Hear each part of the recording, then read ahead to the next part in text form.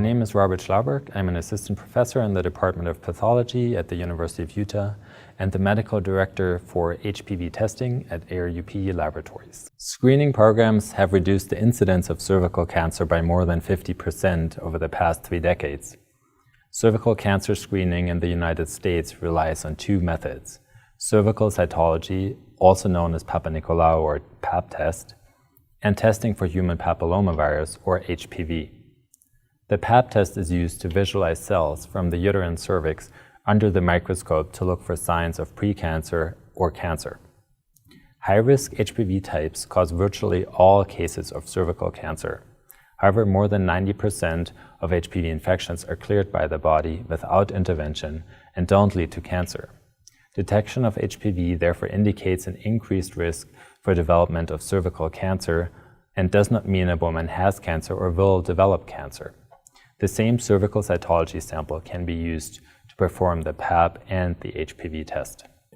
In 2012, new cervical cancer screening recommendations were issued jointly by the American Cancer Society, the American Society for Colposcopy and Cervical Pathology, and the American Society for Clinical Pathology, as well as the U.S. Preventive Services Task Force. In addition, a practice bulletin was published by the American College of Obstetricians and Gynecologists. The main recommendations include: cervical cancer screening should start at age 21, regardless of the age of sexual initiation. Screening is not recommended for women younger than 21 years. For women aged 21 to 29, the Pap test is recommended for cervical cancer screening every 3 years.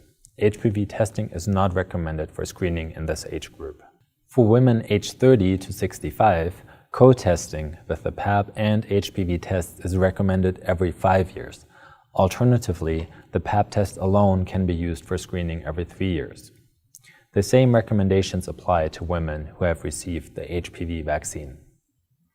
The use of HPV testing in women aged 30 to 65 increases the sensitivity for cervical cancer detection. This graph shows the incidence of cervical intraepithelial neoplasia 3, CIN3, a form of cervical precancer, over 6 years based on different screening test results.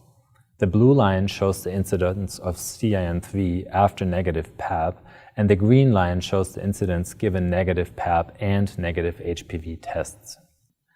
The incidence of CIN3 after 1 year in women with negative Pap is similar to the incidence of CIN3 after 5 years in women in whom both tests were negative.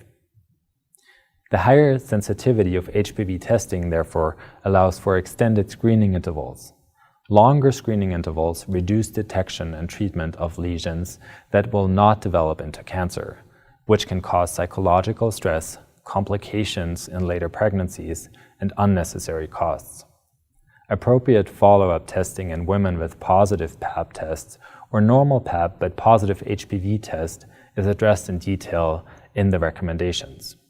A link to copies and a summary table published by the Centers for Disease Control and Prevention can be found on the ARUP website. There are still approximately 12,000 invasive cervical cancers diagnosed per year in the United States, causing more than 4,000 deaths.